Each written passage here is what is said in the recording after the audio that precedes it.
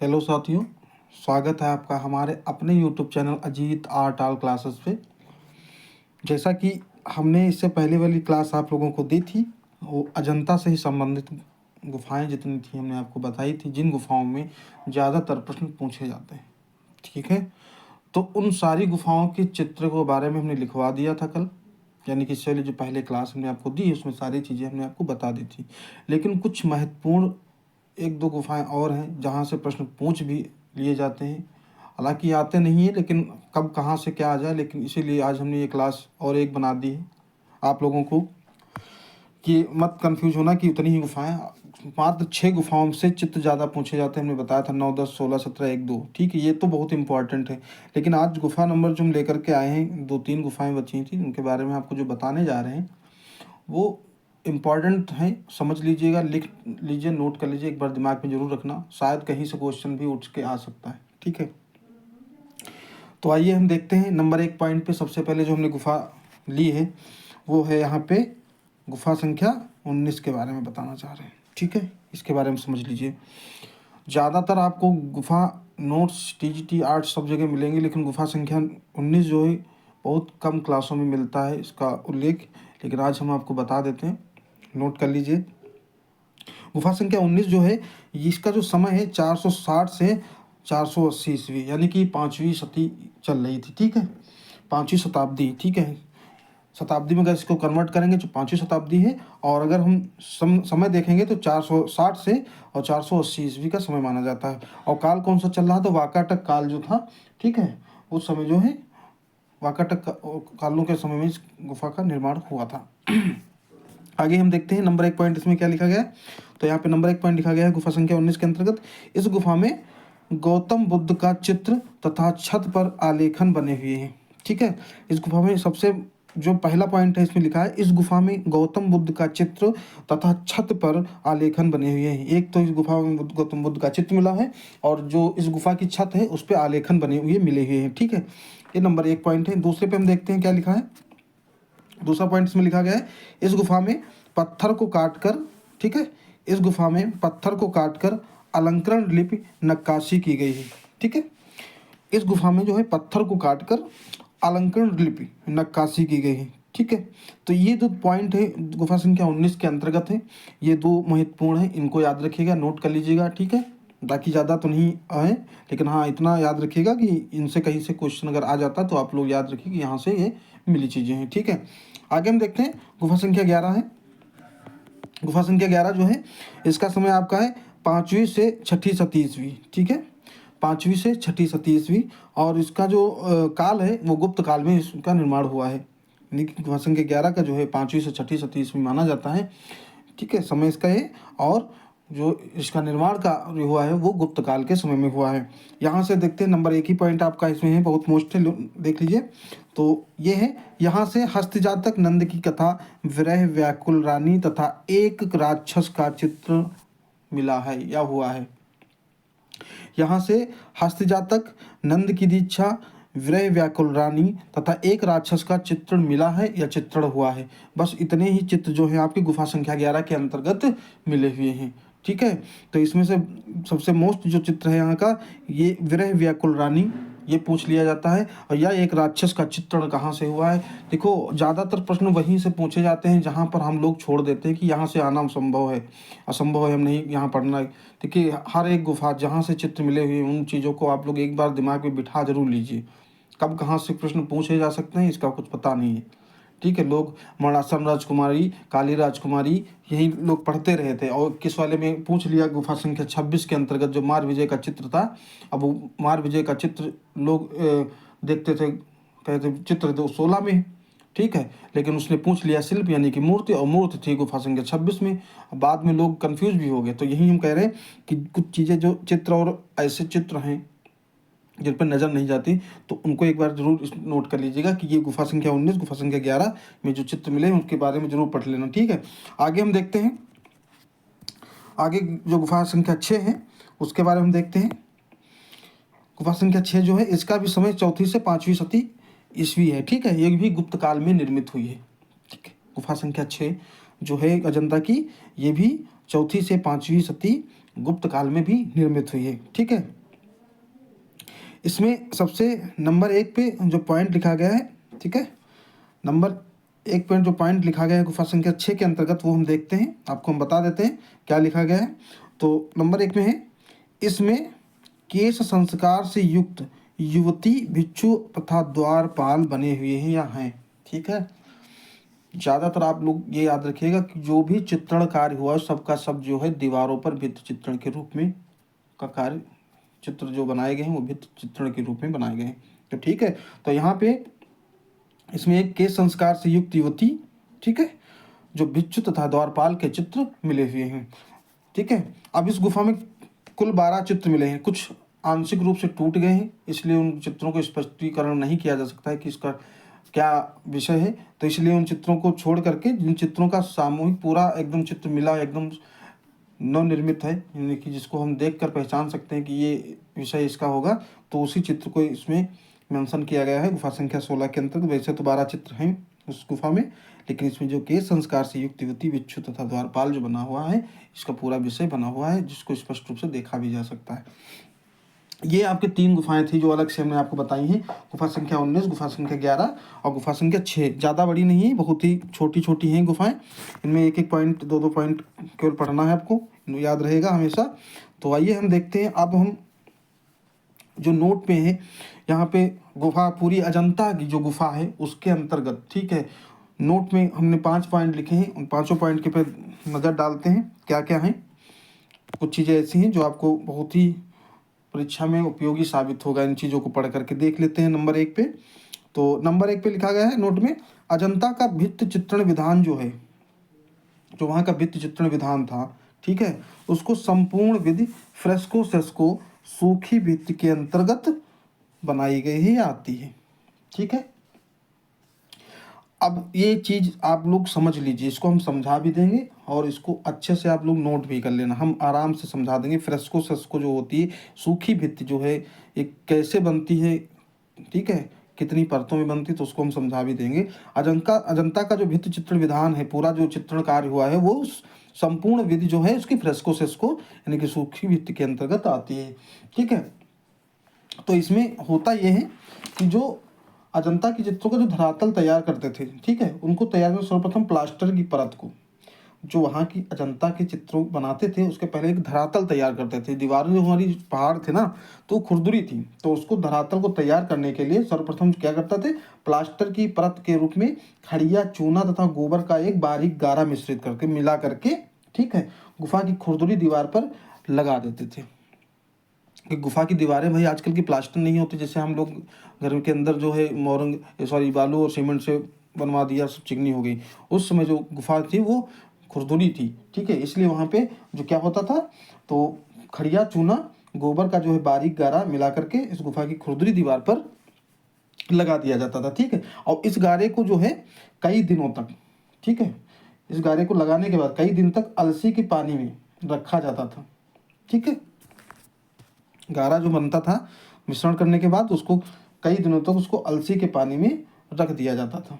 ठीक है, छतों पर जो चित्रण के लिए इसमें गारे में जो छत का जो चित्रण करते थे, तो गारे में जो इसमें धान की भूसी मिला देते थे, जिससे कि प्लास्टर जो है मजबूत रहे। ठीक है, और अब इसको दीवार पे कैसे लगाते थे वो हम देखते हैं। तो दीवार पे लगाने का क्रम जो था, इस गारे को जो है पहली परत जो है पौने इंच से लेकर के 1 इंच तक की मोटी एक परत बनाते थे। ठीक है, फ्रेस्को सेस्को के अंतर्गत बनाते थे। इसी के ऊपर दूसरी परत जो होती थी चूने की लगाई जाती थी, जो चूना जानते होंगे, चूने का जो है उसके ऊपर एक परत लगाते थे। उसके बाद जो अंडे के छिलके के बराबर, अंडा देखेंगे, अंडे का जो छिलका होता है उसके बराबर क्या होता था, एक मोटाई की होती थी, यानी जो चूना लगाते थे उसके एक जो मोटाई थी, मान के चलिए कि जो अंडे का छिलका होता है इतनी मोटाई का, उसके ऊपर दूसरी परत लगाते थे चूने की। ठीक है, अब इस भित्ति को सूखने के लिए रख दिया जाता है, छोड़ दिया जाता था। इस जो प्लास्टर लगाते थे वो लोग, तो उसको छोड़ दिया देते कि अब छोड़ना कितने दिन का है ये भी बता दें, 10 से 15 दिन तक छोड़ देते थे। अब उसके जो 10-15 दिन बाद सूखने के पश्चात क्या होता था, ठीक है, रंगों में इवेंशन, एक पायस, मतलब पायस होता था, जिसको लोग मिलाकर, जैसे आजकल ऑयल कलर में मिलाते हैं तेल को या वाटर को, उस तरीके से क्या होता था, रंगों में एक पायस मिलाते थे, ठीक है, जिसको इवेंसन या बोल सकते हैं, ठीक है, उसको प्रयुक्त करते हुए टेम्परा विधान से, ठीक है, टेम्परा विधान से चित्रण यानी कि चित्र में रंग किया जाता था, ठीक है। तो जो संपूर्ण विधि है वो फ्रेस्को सेस्को के अंतर्गत आती है। इसी को सूखी भित्ति चित्रण बोलते हैं, क्योंकि कई दिनों तक इसको सूखने के लिए भित्ति को छोड़ देते थे, उसके बाद इसके ऊपर चित्रण कार्य करते थे, ठीक है, भित्ति चित्रण करते थे। आइए अगला हम नोट देखते हैं, इसमें जो दूसरा पॉइंट का है उसके बारे में देखते हैं। तो दूसरा पॉइंट लिखा गया है, अजंता के भित्ति चित्रों में खनिज रंगों का ही प्रयोग किया गया है। आजकल देख लीजिए, आजकल के जो वर्तमान समय में है, आजकल के सारे जो कलर हैं वो सब के सब रासायनिक रंग आते हैं, ठीक है। लेकिन उस समय क्या था कि आज से कई यानी कि आपकी चौथी पाँचवीं सदी यानी कि 300 200 से 628 यानी पूरा जो अजंता गुफा का समय उसके मध्य में, उस समय कोई भी रासायनिक आपके रंग नहीं मिलते थे। उस समय केवल सिर्फ खनिज रंगों का ही प्रयोग किया गया है, ठीक है। तीसरा पॉइंट हम देखते हैं, यहाँ पे लिखा है, यहाँ के प्रयुक्त रंगों में सफ़ेद यानी जिसको चूना या खड़िया से प्राप्त करते थे, ठीक है, लाल, भूरा, पीला जिसको रामरज बोला जाता है, ठीक है, नीला लेपुस लाजुली एक पत्थर होता है, ठीक है, लेपुस लाजुली एक है पत्थर होता है, उससे नीला रंग बनाया जाता था। हरा जो है टेरावाट पत्थर से बनता था, ठीक है, और चमकदार पीला जो संख्या की भस्म मतलब राख से ही इसको बनाते थे पीले रंग को, ठीक है। बोला रामरज जाता था, लेकिन प्राप्त ये कहाँ से होता था, ये संख्या की भस्म से, ठीक है।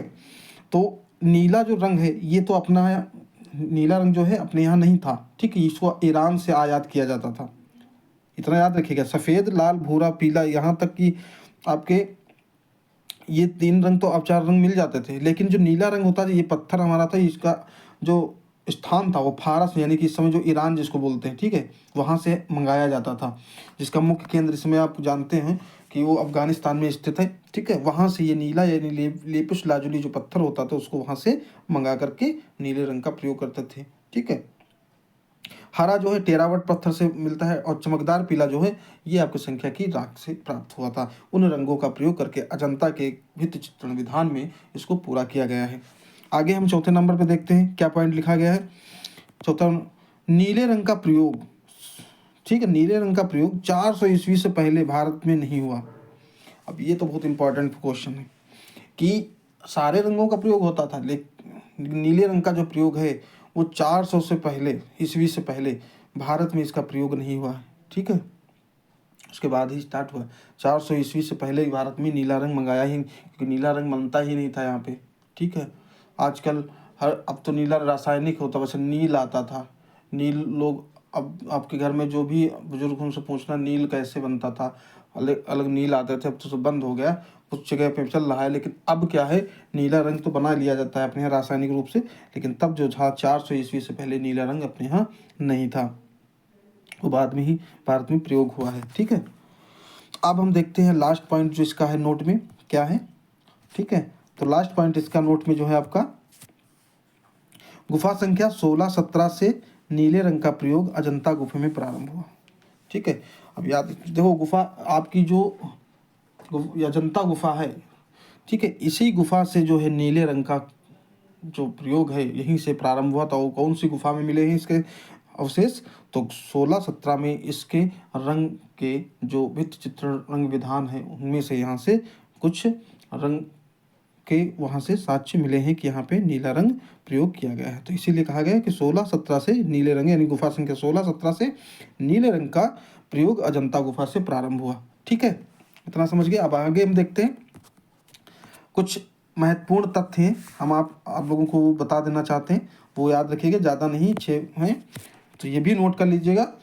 तो अजंता के जो महत्वपूर्ण तथ्य हैं, अजंता गुफा के महत्वपूर्ण तथ्य हैं, तो इनमें से नंबर 1 है, अजंता गुफा में लगभग 20 प्रकार की रेखा शैलियाँ हैं, ठीक है, अजंता गुफा में लगभग 20 प्रकार की रेखा शैलियाँ हैं, ठीक है, नंबर 1 पॉइंट पे ये नोट कर लीजिएगा। नंबर दूसरे पे लिखा गया है, अजंता की सबसे महत्वपूर्ण विशेषता उसकी रेखाएं हैं। ये विशेषता जो वहाँ की मुख्य विशेषता है, क्योंकि उन रेखाओं के लिए ही ज़्यादातर जो कला जो हमारी जो भी चित्रण होता है वो रेखाएं स्पष्ट रूप से यानी कि लयात्मक होंगी, तभी वहाँ का चित्रण अच्छा विधान होगा, ठीक है। तो यहाँ पे जो था, यहाँ पे जो अजंता की जो सबसे महत्वपूर्ण विशेषता है वो उसकी रेखाएं हैं, जो बिना रंग भरे मानव के भाव का प्रकटीकरण कर देती हैं। अब वहाँ रंग भरे ना भरे, लेकिन उसकी इतनी लयात्मकता रेखाओं में है कि मानव के भाव को प्रकट कर देती हैं। ठीक है, अब हम तीसरा पॉइंट देखते हैं। तीसरा पॉइंट लिखा गया है यहाँ, मुख्य आकृति को बड़ा तथा, अब मुख्य जो देखिए एक चीज़ हम बता देना चाहते हैं कि यहाँ पे जो मुख्य आकृति है, ठीक है, तो इस आकृति को जैसे बनाते थे हम मान लीजिए बनाए, जब वो गौतम बुद्ध को उपदेश बना लिए, ठीक है, गौतम बुद्ध को उपदेश के रूप में बना दिया, तो उसमें जो क्या होता था, गौतम बुद्ध को क्या मानते थे, मुख्य को आकृति, ठीक है, उनके सामने जो बिच्छू बैठे होते थे उनको क्या करते थे, गौड़ कर देते थे, तो उनको छोटा बनाते, गौड़ जो होते थे उनको छोटा कर देते थे और मुख्य आकृति को बड़ा कर देते थे। ठीक है, इसलिए इसको लिखा गया है कि यहाँ मुख्य जो हमारे हैं आकृति को बड़ा तथा गौड़ आकृति को छोटा बनाया गया है। ठीक है, तो ये तो आपका तीसरा पॉइंट हो गया। अब चौथा पॉइंट हम देखते हैं, नारी चित्रण अजंता की चरम उपलब्धि रही है। नारी चित्रण जो कार्य है, यानी कि नारी का जो चित्रण है, सबसे ज़्यादा अजंता में किया गया है, इसीलिए इसको चरम उपलब्धि बोला भी जाता है। ठीक है, अगला पॉइंट हम देखते हैं नंबर 5 पे। तो नंबर पॉइंट पे लिखा गया है, अजंता पूर्व से पश्चिम की ओर 600 गज में बनी हुई। ये तो हमने आपको पहले बता दिया था जो शुरुआत में कि अजंता जो है पूर्व से पश्चिम की ओर अर्धचंद्राकार के रूप में बनी हुई है, लेकिन कितने गज में है, तो ये 600 गज में बनी हुई है। ठीक है, ये भी नोट कर लीजिएगा, अजंता पूर्व से पश्चिम की ओर 600 गज में बनी हुई है। अगला पॉइंट हम देखते हैं नंबर 6, बहुत ही इंपॉर्टेंट पॉइंट है, इसको नोट कर लीजिएगा। अजंता का निर्माण काल, जो पूरी अजंता का जो निर्माण काल चला है सारी गुफाओं का, वो 800 वर्षों के काल क्रम में पूर्ण हुआ है। जितनी भी गुफाएं वहाँ पे निर्मित हुई हैं, उन सभी गुफाओं का जो काल क्रम है, यानी कि शुरुआत से लगा करके लास्ट तक जो भी गुफाएं क्रम वाइज बनती रही हैं, ठीक है, उन सभी गुफाओं का जो निर्माण काल है वो सबका सब जो है 800 वर्षों तक कार्य इसमें चलता रहा है। ठीक है, 800 वर्षों में इतनी गुफाओं का निर्माण हुआ है। ठीक है, तो ये 6 नंबर का पॉइंट है, ये बहुत ही मोस्ट है, नोट कर लीजिएगा। ठीक है, तो ये सारी जो आपको जानकारी हमने अजंता के बारे में संपूर्ण जानकारी दे दी है, जहाँ से प्रश्न पूछे जाएंगे और गए भी हैं। ठीक है, तो इस संपूर्ण अजंता गुफा को आप लोग लिख भी लीजिए, नोट कर लीजिए, 1-2 बार आप लोग सुन भी लीजिए फिर से। ठीक है, और लोगों को ये वीडियो शेयर करिए, जिससे लोगों को भी जानकारी मिल सके, लोगों को भी जिनकी तैयारी चल रही है उनको इस चीज़ का लाभ मिले। ठीक है, और वीडियो को ज़्यादा से ज़्यादा लोगों को शेयर करो। ठीक है, और आने वाली नई क्लास में आपको हम नए चैप्टर के साथ मिलेंगे। ठीक है, तब तक के लिए सभी को राधे राधे।